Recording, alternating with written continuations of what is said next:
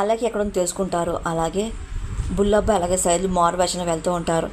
ఏంటి బంగారం కోసం ఎంక్వైరీ చేయమంటే మన గెటప్ లేడు ఎంతవరకు కరెక్ట్ అంటావు అని సైదులు అనగానే ఆఫీషియల్గా ఎంక్వైరీ చేయడానికి ఇది మామూలు ఇల్లేం కాదు, మిలిటరీ మేజర్ ఇల్లు, తేడాలు ఇస్తే కాల్చి పడేస్తారు తెలుసా అని బుల్లబ్బాయి సైదులు భయపడుతూ ఉంటారు.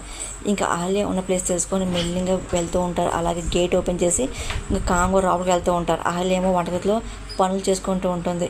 అప్పుడు ఇంకా అదే పనిగా అమ్మ ఇదిగో ఆకలేస్తుంది కాస్త అన్నం పెట్టమ్మా అని ఇంకా సైదులు అదే పని బిచ్చగాళ్ళ అరుస్తూ ఉంటాడు. అది విన్న అహల్య వస్తున్నా అని చెప్పి చేయి కడుక్కొని వస్తూ ఉంటుంది.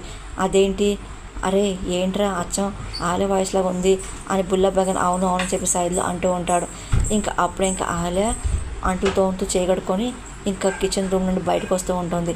అప్పుడే ఇంకా డైనింగ్ టేబుల్కి వచ్చి అక్కడ అన్నం తీసుకొని ప్లేట్లో పెడుతూ ఉంటుంది. అలాగే కర్రీ కూడా వడ్డిస్తూ ఉంటుంది. ఇప్పుడు బయట నుండి బుల్లబ్బాయి అలా గమనిస్తూ ఉంటాడు. అహల్య ఇంకా అన్నం పెట్టడానికి బయటకు వస్తూ ఉంటుంది. ఇంకా బుల్లబ్బాయి సైదులు అదే పని అహల్యని చూడడానికి సిద్ధమవుతూ ఉంటారు.